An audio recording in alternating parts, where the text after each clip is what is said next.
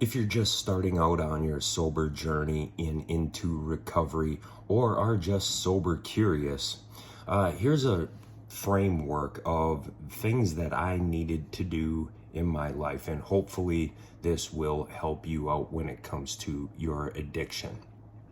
So, first, acceptance. Accepting that the alcohol, the drugs, the fentanyl, the meth, the whatever it is affecting your life. All right. Accepting that it's a part of it and it's not good, and you as an individual can do better. So you accept it. There's got to be a point in time where you're going to have to, you don't have to, but generally hitting a bottom is where things really come into focus. Hitting your bottom, whether that's you're under a bridge, you're locked up, a whole bunch of bad situations. Maybe it's your health, maybe it's your relationships, whatever your bottom looks like, and it's different for everybody. You're probably gonna hit that. If your motivation is for drug court or for judges or for probation or for any significant other, or just to get somebody to quit bitching at you, it's probably not gonna work, right? So you have to recognize your own bottom. Then surrender yourself. It's kind of a humbling type deal. Now, me being an alcoholic, I carry a certain amount of inflated ego and pride.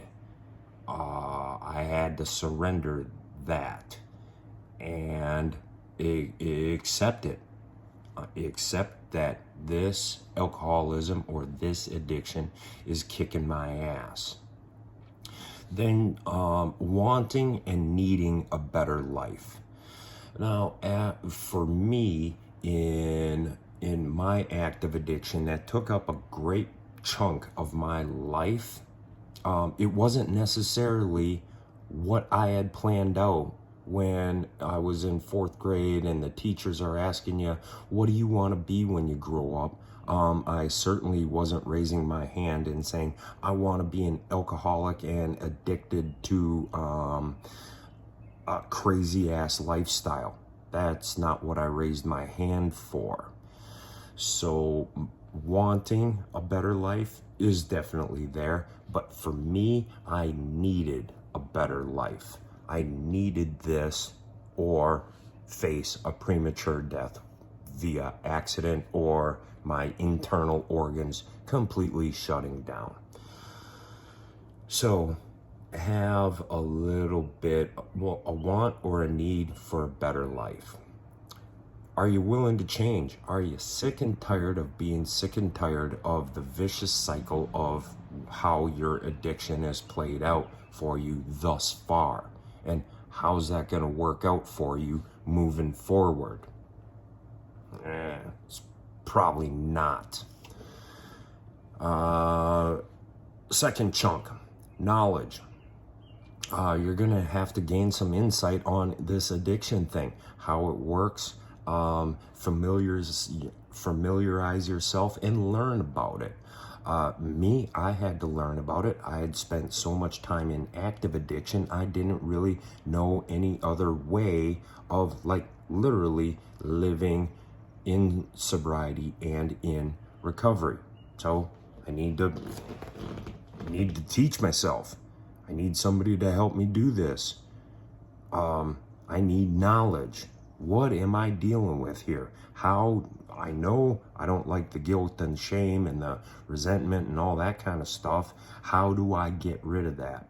So learning and understanding what addiction is and how I operate in that framework, you're going to need to do this same thing. So with that comes with asking questions. Why do I do this? Why do I tell myself I'm never ever going to drink or use drugs again?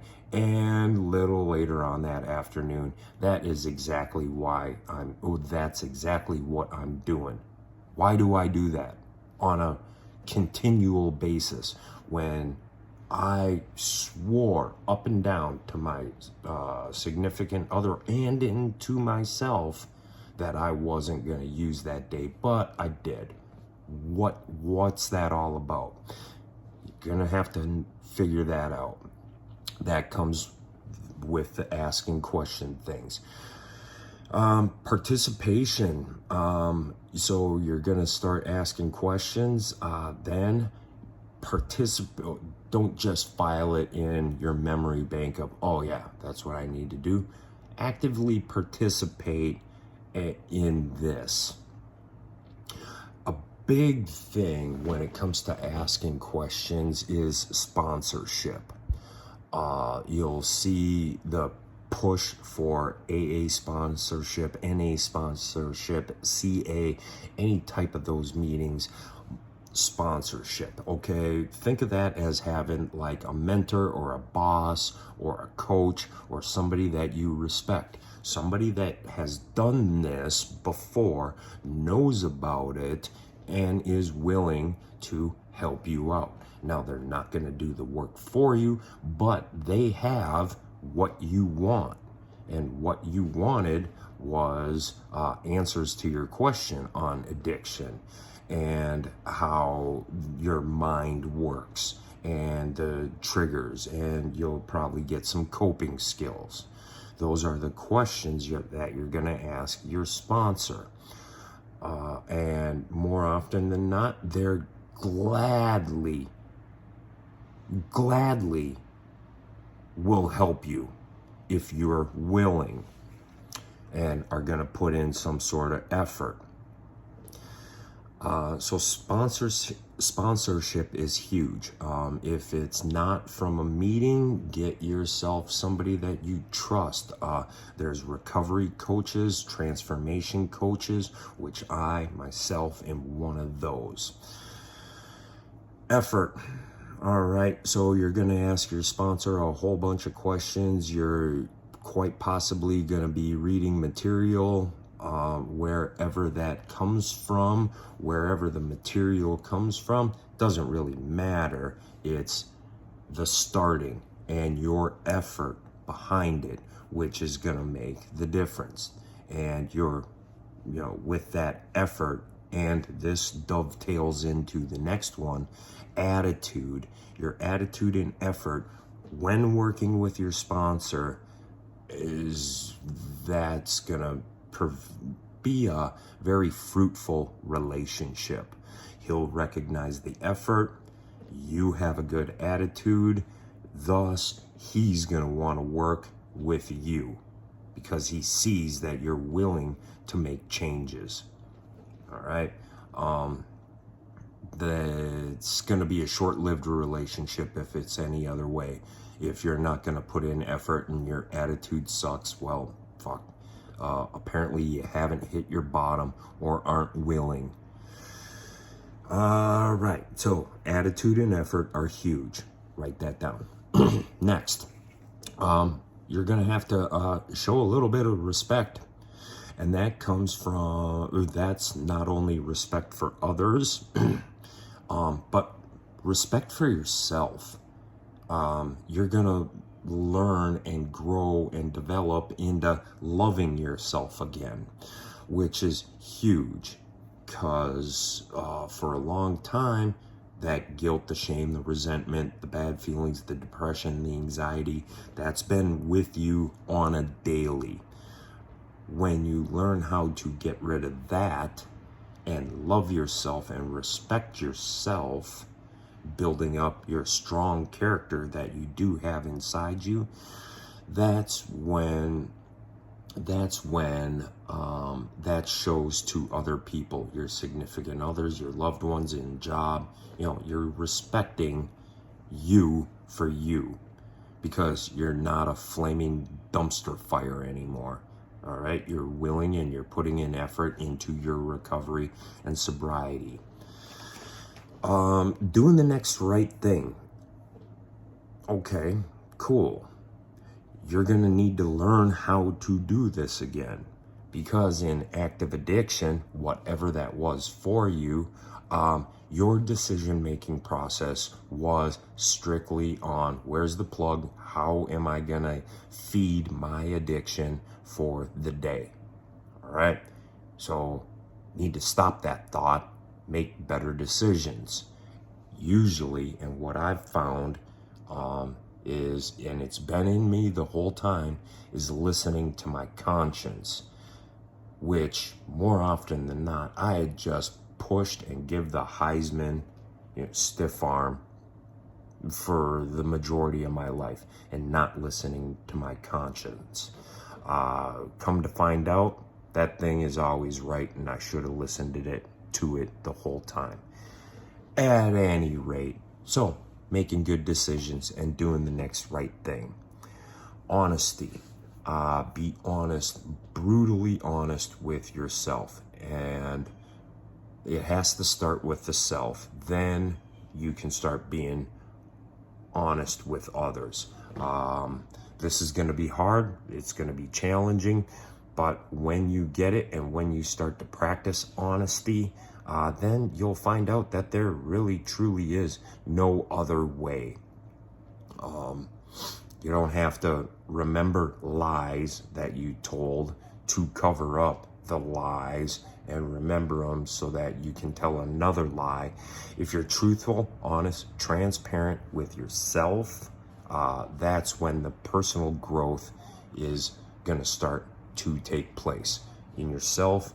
Your personal growth and the strength of your relationships and the bonds that you have with others will significantly increase, starting with honesty. Then action. Need to take action on this stuff. Do I need to go into that anymore? Action, taking action. Just knowing about it and like, oh yeah, I know that. Okay, well, did you act upon it? Oh, no, I didn't. Okay, well, then you're not going to get a result out of it. Life is inputs and outputs. What you put in through the actions is what you're going to get out. Humbling yourself. This was hard for me. What that means is, for me, humbling myself, because in my active addiction, I had an inflated ego. I had grandiosity about me, thinking that I know everything. Come to find out, I really don't know that much about anything. So humbling myself, listening with the attitude, with effort, working on myself into a growth mindset,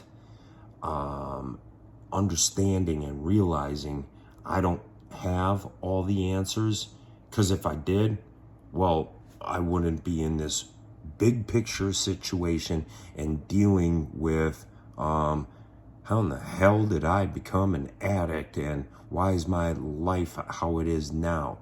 If I really truly knew better, this wouldn't have ever happened in the first place. So humble yourself. Yeah, it's tricky. So to encapsulate it all, accept it, get some knowledge, find yourself a sponsor, have a great attitude, put in the effort, get yourself a recovery coach, a transformation coach. With me, tap into more of my massive life-changing value, addiction awareness, and advocacy for sobriety and recovery content. And respect. So that's going to be respecting yourself again, loving yourself again, and others. All right. I hope this helps. If you have any questions or comments on this the acceptance or the knowledge or the respect, let me know in the comments on this video. I'm here to help. I'm here to answer them. And if you're interested in coaching or the Massive Life Changing Value private Facebook group, or if you're interested in the A+ Enhanced Recovery Zoom meetings, those are free to attend for everybody, to start networking, to start gaining information, get at me, and I'll provide you with the necessary resources that you're looking for. All right. So with that, stay in your lane and handle your business.